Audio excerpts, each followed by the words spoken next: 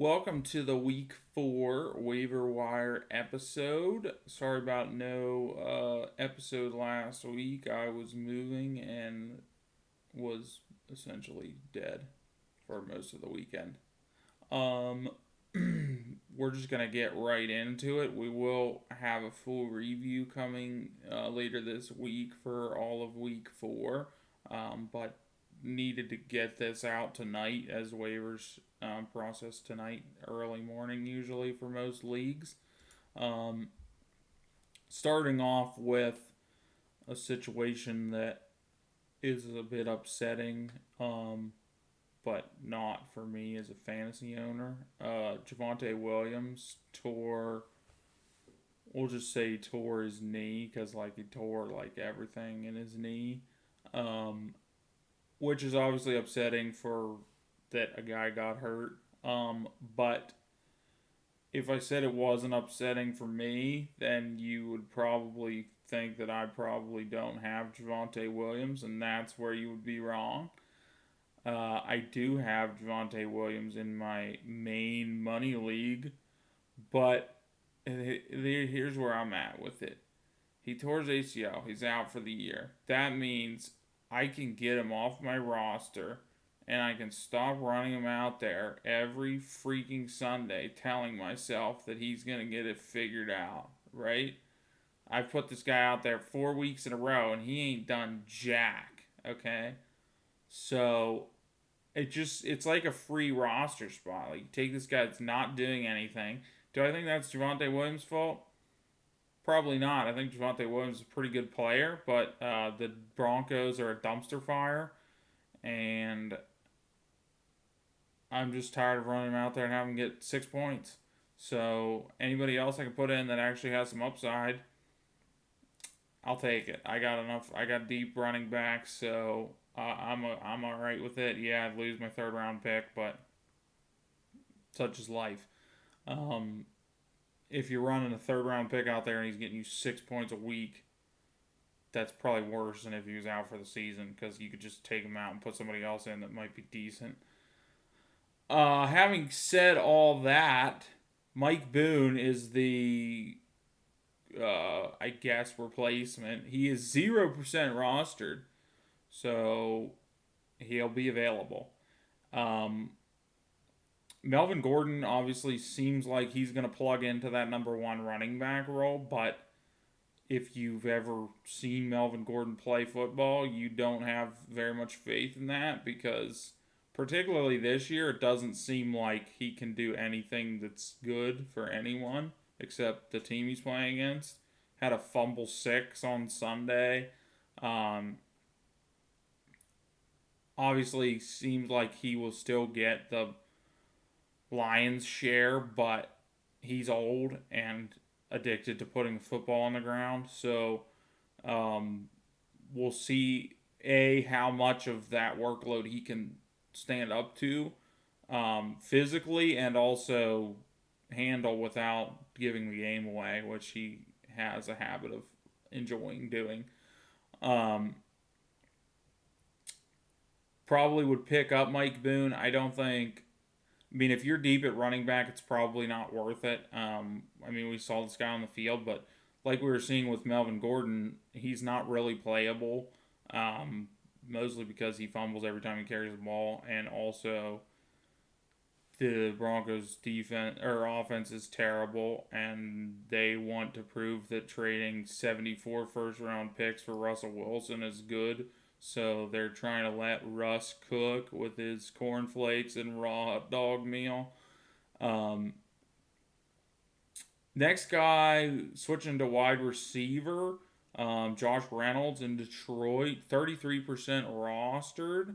What are you thinking about this guy, Allie? So unfortunately, Amon Ra was out this weekend. I ended up being okay in my league because Matt Stafford was unavailable last night. So getting less than 10 points, I ended up being okay with my number one wide receiver being out. But I mean, not just Amon Ra's out. DJ Shark out, Swift out. They just are running a different offense out there. And maybe he's worth streaming this week if these injuries continue. He's only 33% rostered, so he's available in most leagues probably. And I mean, Jared Goff, I think we're going to talk about him a little bit later, but he seems to be doing pretty well so far with what he's got. So yeah, maybe worth picking up that wide receiver. Yeah, I mean, it's a high powered offense. This, again, one caveat here is he plays for Dan Campbell, so it has been proven time and time again that if Dan Campbell can stick it to fantasy owners, he will at every twist and turn. Zero hesitation there. So I would probably, I mean, if you need a streamer, you can pick this guy up, but I wouldn't use your waiver priority for him. Um, Guy I would look at getting is Corey Davis for the Jets. He's only 29% rostered. He had a big game in week 4 against the Steelers. I know it's the Steelers, so not saying a whole lot there. But this goes back to the Garrett Wilson breakout game. I had number one waiver that week, and it was Garrett Wilson or Drake London. And I actually went for London, which I feel like was not like the normie play. The reason for that being that I knew Zach Wilson was going to come back, and you don't know what the offense is going to look like. Everybody knows that quarterbacks have guys they like to throw the ball to. They like to look for that guy. For whatever reason, they just have that connection. And I didn't know if Garrett Wilson was going to have that with Zach Wilson, even though they share the same last name, so there could be something there. Zach Wilson was really looking for Corey Davis in this game. Like, it seemed like every time they needed a big play or, pick up a first down on third down, it's Corey Davis. I mean, Corey Davis has everything you want. He's a big guy. Almost like between a wide receiver and a tight end type of guy. And look, if Zach Wilson's going to look for him, that's going to be good. Again, you have the Jets who are going to be losing pretty much all the time if they're not playing the Steelers. So they're going to be chasing garbage time. And Corey Davis is a great guy to look for in that. I mean, we saw him at the end of the Browns game catch a deep ball touchdown. That's something he's been able to do his whole career, is catch that deep ball. Hit that home run for you. So I think it's definitely worth grabbing this guy, putting him on the roster. I mean, he's proven in the NFL. We know he can do it. And see what this offense shapes up to look like going forward with Zach Wilson in there. And another injury one here is Teddy Bridgewater in Miami. Allie, what's going on with Tua's injury? So I know a lot of us saw that injury 2 weeks ago and we're like, this guy should not be playing football this weekend. And I think as the announcers were saying that the NFPA is investigating the doctor, Tua got hit again, and it was horrible for anyone watching. I mean, it just was a terrible injury, and you just knew he was back too soon. With 2 back-to-back head injuries like that, I think we all hope that we're not going to see him back for a while. Just a nasty situation there. He's got to let his brain heal. In the meantime, it looks like Teddy Bridgewater is going to be taking the field. He's only rostered at 2%, so he's definitely available. And in this case, we're not putting our money on Teddy. It's really on those weapons they have in their wide receiver position. Tyreek Hill, Waddle.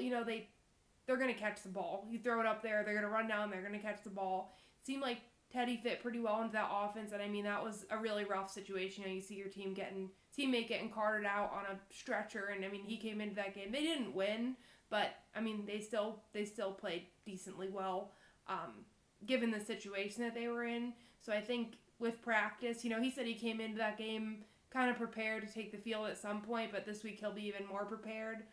If you have a quarterback if you had Tua, maybe look at picking up Teddy for the next couple weeks at least. Yeah, I think we're all hoping not to see Tua on the football field for at least a couple weeks. I mean, Mike McDaniel just said last week that Bridgewater will start if Tua can't play. It's like, how are we still doing this? Like, he can't play. Like, there's no if. The guy is frigged up. Like, he needs at least 2 weeks off. At least.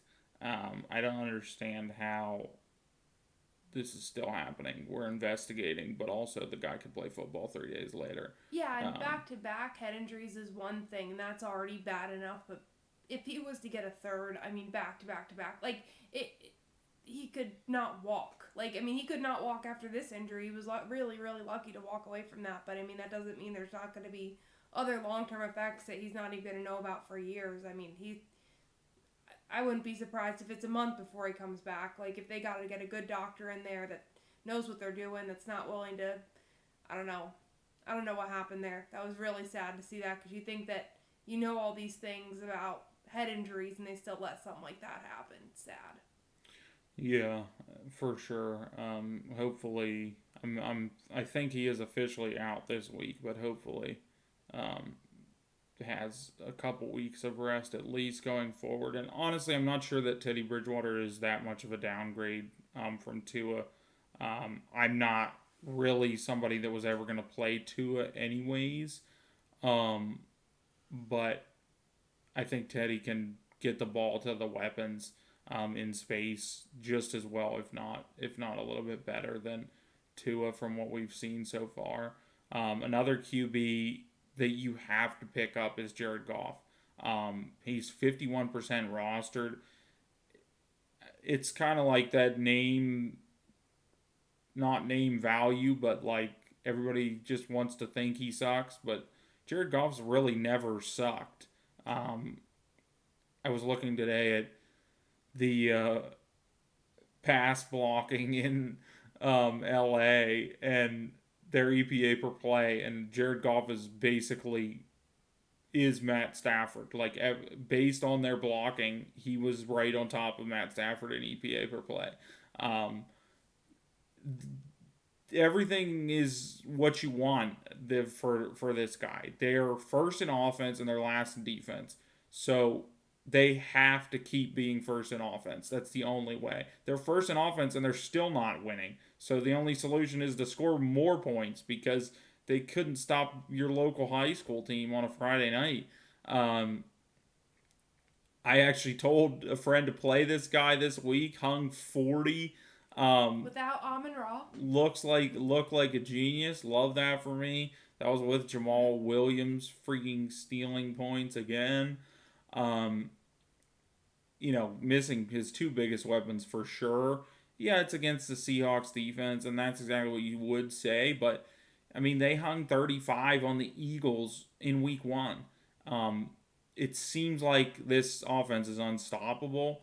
Um, I don't feel bad about running Goff out there again. I have Herbert in a league, and I might play Jared Goff this week. Um, that's just it's just the reality. Um, Being good at football, while I think Jared Goff is a passable NFL quarterback, he's no Justin Herbert, but that doesn't matter in fantasy. Um, you can score 45 and lose the game, and in fantasy, it doesn't matter that you lost. Um, Another guy that's probably rostered in your league but is available in enough um, is Naheem Hines. You want to talk a little bit about Jonathan Taylor?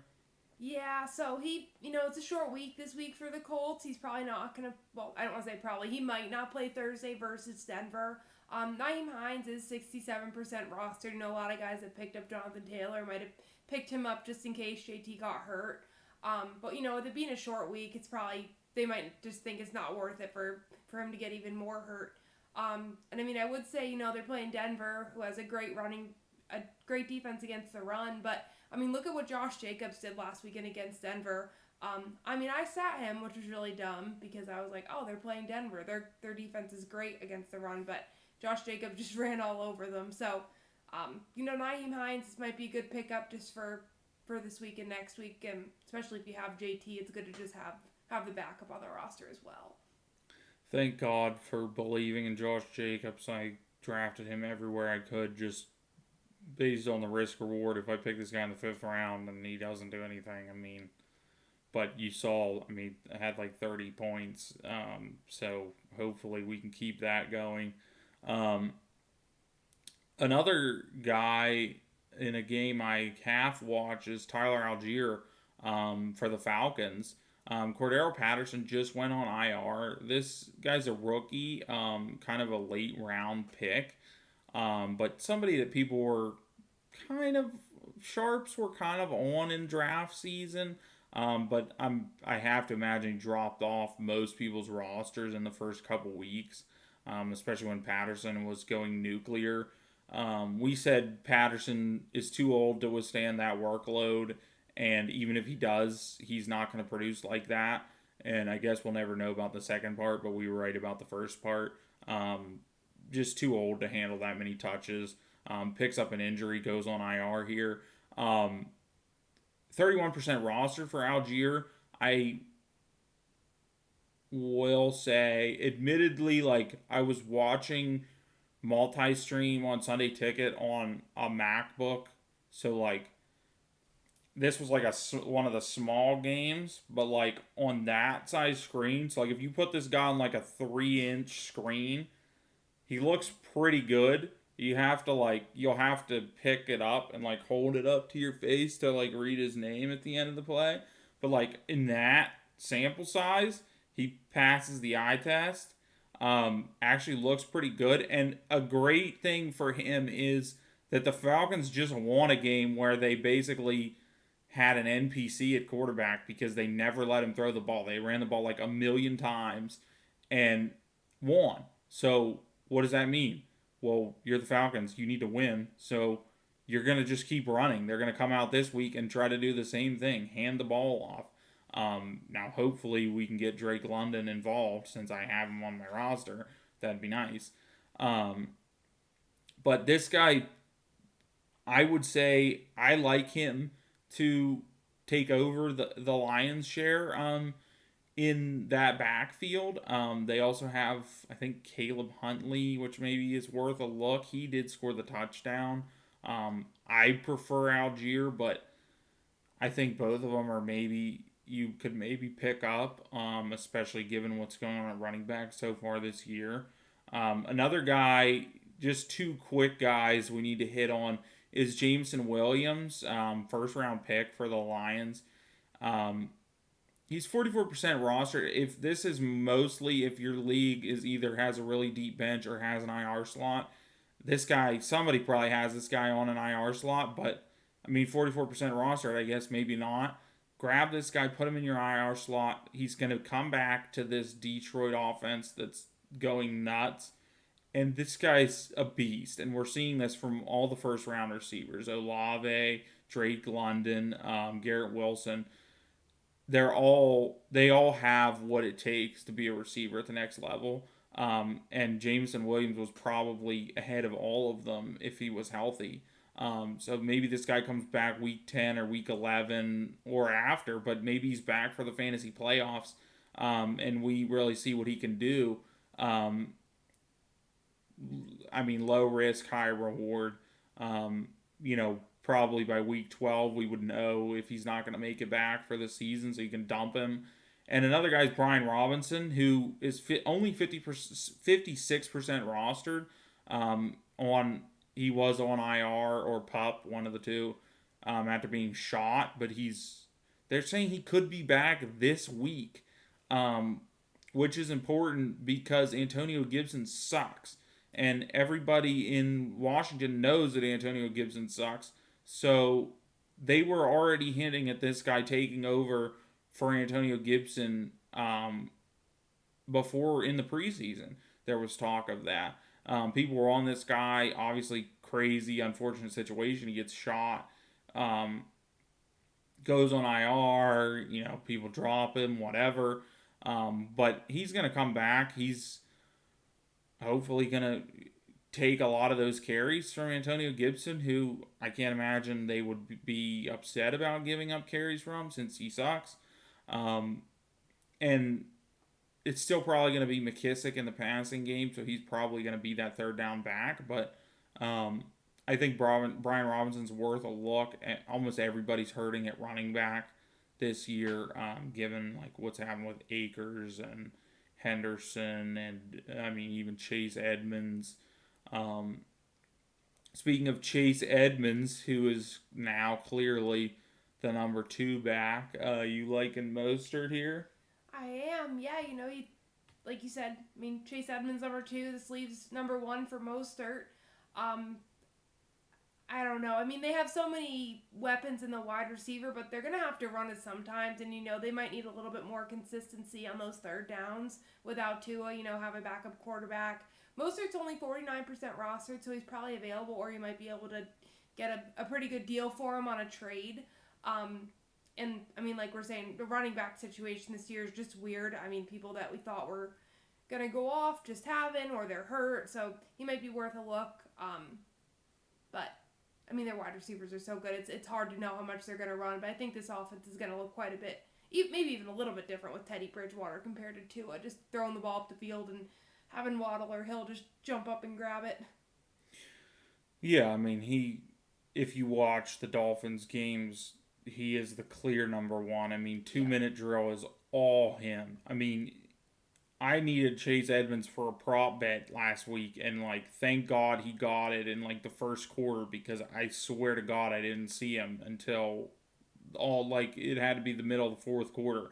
It makes no sense. I know everybody drafted Chase Edmonds because you think, well, if you're gonna pay a guy to be your number one, he's probably gonna be your number one. But apparently that's not the case. Don't drop Chase Edmonds because we've seen Mostert. Honestly, if you have Chase Edmonds for season long, the best thing that can happen is probably Mostert comes in, takes a enormous workload and gets hurt. Because then Saying a guy gets hurt just sounds goofy. I mean, it's like if you have Alexander Madison, what are you hoping I for? know, I I get want it. Dalvin Cook's shoulder to fall off. Um, I'm not cheering for Mostert to get hurt. I'm just saying if Chase Edmonds can't see the field when he's there, then hopefully something that gives and he can get on the field. I think Chase Edmonds is a good player, but it's just I don't know. It's not working there. They trust Mostert way more.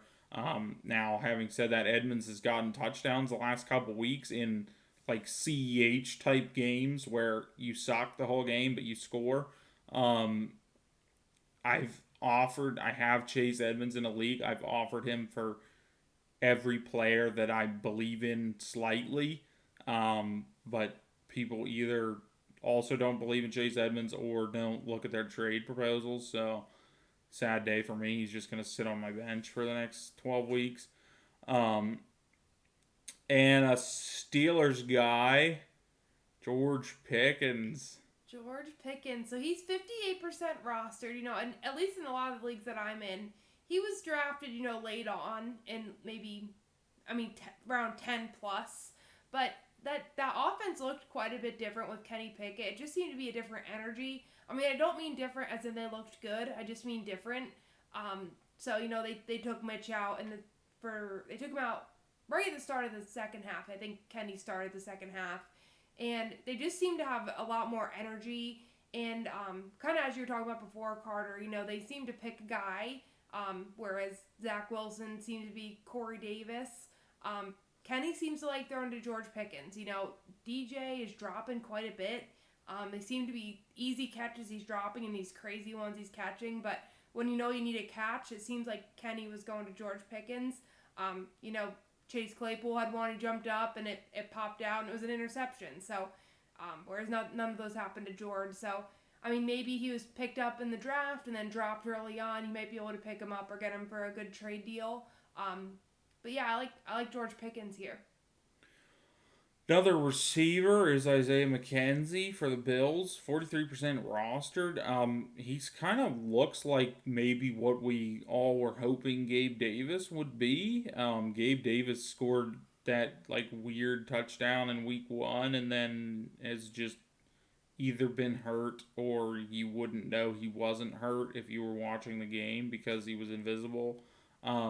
And honestly, a bit of a bonus here is that McKenzie's banged up this week. He's questionable, so maybe some people steering away from him for that reason. You could grab him cheap or maybe not even give up a waiver position for him. Only 43% rostered, and the other guy that everybody has to talk about is Tyler Conklin. I mean, he's got 29 targets in 4 games. He didn't do as much on Sunday against the Steelers, but I think that target volume will go down for sure because they're not going to be throwing it 55 times um, without Joe Flacco in there. But I mean, with everything that's happening at tight end, like tight end is like if you go out on the tight end waiver wire or to trade for tight end, it's like basically like the tutorial Fallout 4. Like there's just nothing. Like you're just walking in a wasteland for hours looking for help. Tyler Conklin is calling out to you from the oasis in the desert that he wants to come help you at tight end, and he might only be able to offer you 5 points. But honestly, I mean, if you have Kyle Pitts, could you use 5 points from tight end? You probably could. So grab Tyler Conklin, put him in your lineup until we get the breakout Kyle Pitts game, which is scheduled for 7 years from now when he scores his next touchdown. Um, and the last thing is just like two defenses that we could grab. Number one defense is still available in 36% of leagues. Yep, the Eagles.